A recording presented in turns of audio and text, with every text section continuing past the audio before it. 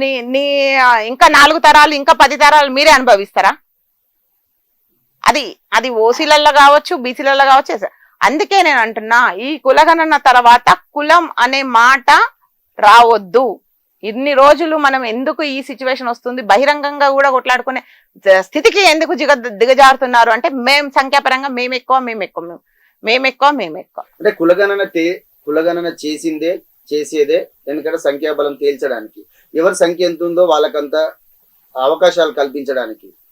అది రాంగ్ అని నేనంట. ఎవరి సంఖ్య ఎంతో తెల్చడానికి ఆల్రెడీ 70 ఏళ్ల నుంచి అనుభవిస్తుంది. నువ్వు ఒక కుటుంబానికి 4 జనరేషన్లు 5 జనరేషన్లు ఒక కుటుంబం ఎట్లా అనుభవిస్తుంది? ఆల్రెడీ వాళ్ళు ఒక మంచి స్థాయిలో ఉన్నారు, ఒక మంచి స్థితిలో ఉన్నారు. 100 మందిని సాధేంత స్థితిలో నువ్వు ఉన్నప్పుడు నీ గవర్నమెంట్ నుంచి వచ్చే బెనిఫిట్స్ నీకు ఎందుకు అని నేను అంటున్నా. సంక్షేమ పథకాలు నీకు ఎందుకు? అది కదా మేము అడిగేది.